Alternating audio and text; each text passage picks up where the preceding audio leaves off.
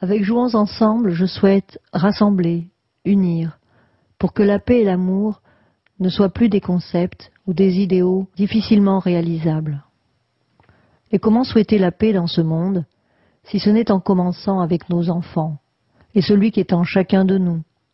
C'est donc en tant que mère et en tant qu'être que je désire m'adresser à chacun. J'ai longtemps cherché l'amour sur cette planète. Autant dire qu'envisager d'y mettre au monde un enfant de plus dans cet état de conscience était pour moi inconcevable. J'ai donc entrepris un travail intérieur, non pas dans le but d'avoir un enfant, mais pour me mettre au monde moi, et surtout pour ne pas mourir avant même d'être vraiment né.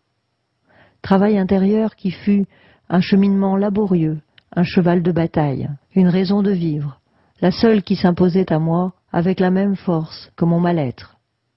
J'ai tout englobé, tous les plans de ma vie, disséqués, déliés, et d'éclairage en éclaircissement, retrouver l'étincelle de la vie, celle qui vit dedans, en nous tous, bien au-delà de tout ce qui existe à l'extérieur de nous, cette merveille, immuable, intouchable, invincible, l'amour, notre unique essence.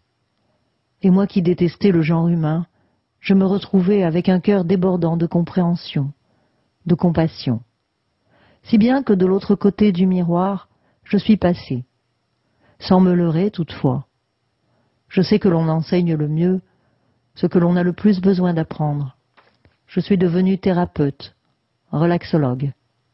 J'apprenais aux autres à s'accepter tels qu'ils étaient, sans s'auto-juger, à sortir du rôle de victime ou de celui de bourreau, afin de retrouver le sauveur qui est en chacun de nous.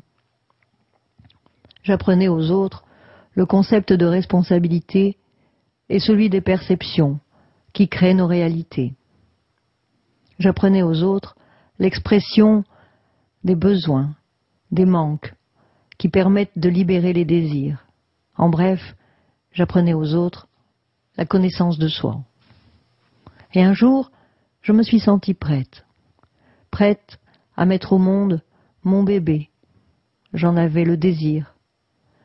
J'avais fait la paix avec ce monde, avec moi.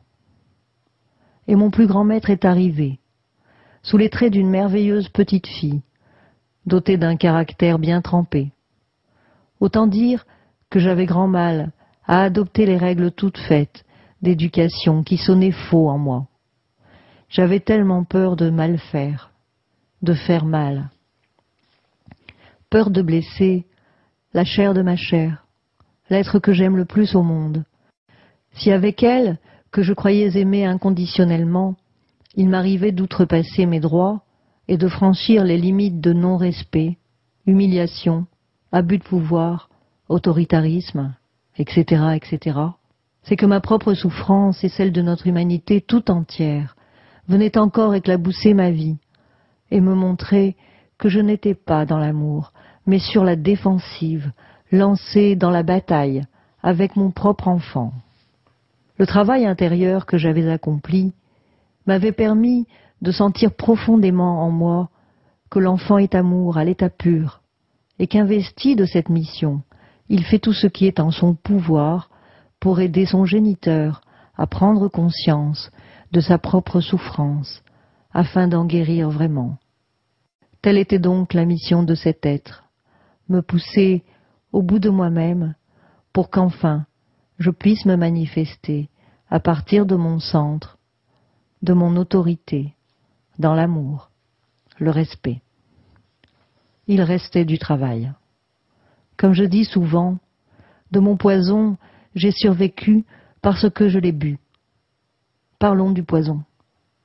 Les fessées, par exemple, que nous croyons sans conséquence et qui nous libèrent de notre incompétence, ne sont qu'une incitation à la violence. Cet acte, anodin, que nous nous permettons avec nos tout-petits, le même reproduit vis-à-vis d'un adulte, prendra bizarrement une autre forme et pèsera un autre poids sur la balance. Lorsqu'il se manifeste au sein d'un groupe, nous le qualifions de bagarre. Entre nations, il se nomme guerre. Comme disait si bien Gandhi, si nous voulons la paix dans ce monde, commençons par nos enfants.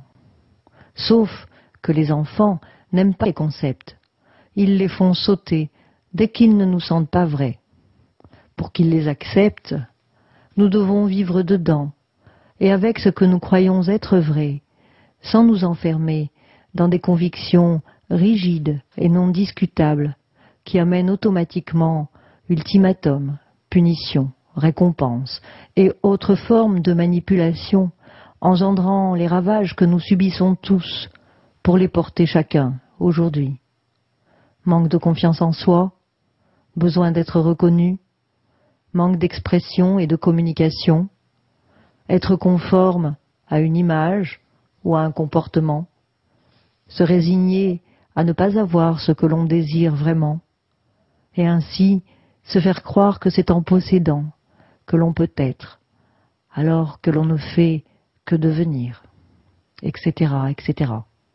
Bien sûr, nous allons consulter docteurs, psychologues, psychiatres et autres thérapeutes, afin d'aider, de comprendre, voire de soigner les angoisses, hyperactivité, peur et tout autre symptôme, mécanisme de défense, de contrôle pour tout dire, mis en place pour survivre par notre petit bout, de cet enfant tant désiré, de cet amour sacré, de cet enfant béni, qui par nos conditionnements ancestraux éloignons inconsciemment, comme nous nous éloignons de notre nature profonde. Cet enfant sacré est doucement massacré, insidieusement façonné, pour mieux être adapté ou carrément soumis à des normes que personne n'a faites et que tout le monde nourrit. Alors, écoutons nos enfants, laissons-les exprimer avec leurs moyens et selon leurs possibilités, leur émotionnel qui est un appel à la reconnaissance. Ne les taxons pas de manipulateurs, capricieux ou jaloux, car il ne suffit pas de mettre des mots sur des comportements pour être rassurés. Agissant ainsi, nous nous portons atteinte, nous éloignant de cette facilité naturelle que nous avons tous en tant qu'êtres petits de laisser la libre circulation à nos émotions, à la vie qui est en nous, qui tente de l'être. Avec toutes ces frustrations qui soi-disant structurent, est-il nécessaire d'en rajouter pour blinder l'édifice que nous sommes, puisqu'à la base, il est déjà branlant? Nous pouvons, sans nous en rendre compte, achever ce qui n'est pas commencé, et qui a la puissance, le désir, le potentiel d'être infini. Oui, nous pouvons casser, blesser, meurtrir, achever ce qui est infini, infiniment merveilleux et dérangeant que sont tous les enfants. Comment aujourd'hui pouvons-nous être vivants alors que nous sommes tout juste en vie? Comment aujourd'hui souhaiter la paix sur notre belle planète alors que dans nos foyers règne incompréhension, manque de communication au mieux, violence verbale et physique au pire? Non, l'humanité n'est pas encore née, puisque nous n'avons pas quitté les rôles de victimes et de bourreaux qui, ne nous leurrons pas, trouvent leurs racines dans la même souffrance. Nous avons pour miroir parfait le jeu politique, économique et social. Nous avons pour reflet parfait l'état de notre monde. Et pourtant, ce potentiel infini, immuable, est toujours là. Soyons maintenant nos propres sauveurs, reconnaissons notre belle lumière et prenons conscience, afin de vivre tous en accord sur la terre qui nous porte, avec amour, que si nous faisons du mal au plus petit des nôtres, c'est à nous-mêmes que nous le faisons. Comment souhaiter la paix dans ce monde si ce n'est en commençant avec nos enfants et celui qui est en chacun de nous? Comment souhaiter respecter le minéral, le végétal, l'animal, en oubliant notre humanité bafouée, si peu développée. Cessons de nous croire les meilleurs, les plus forts et les plus élevés dans la hiérarchie des règnes, et regardons-nous tels que nous sommes devenus, démunis, peureux, malades, et souffrant d'une souffrance qui nous empêche de grandir, parce qu'elle ne nous a pas permis d'être petits. Oui, nous sommes tous réunis sur notre planète, en détresse, comme nous croyons l'être aussi. Sachons simplement regarder les faits en face, et réformons-nous. Acceptons notre poison pour pouvoir le transformer. Les idées, initiatives, créations viendront d'elles-mêmes. Réapprenons à nous faire confiance, et notre pouvoir de guérison se développera.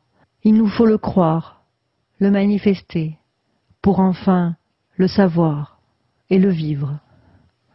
Il n'est plus temps de juger, il n'est plus temps d'ignorer. Il est temps maintenant de regarder, de voir, de sentir, de se poser les vraies questions, celles qui nous dérangent. Il est temps de s'informer pour mieux faire, afin de pouvoir faire bien, et cela dans tous les domaines. Oui, il est temps de reprendre individuellement la maîtrise de notre vie. Il est temps de se sentir concerné. L'époque n'est plus aux héros. Il existe bien quelques oraux, des oraux fatigués, qui ont besoin de nous. Levons-nous tous comme un seul homme, sentons et portons notre propre lumière. C'est le jeu de la vie qui nous le demande, et c'est aussi pour cela que nous sommes sur terre. Tant que nous n'aurons pas le désir de vivre dans l'amour, tous ensemble, réunis sur cette planète, nous pourrons nous agiter et accomplir, soi-disant, de grandes choses.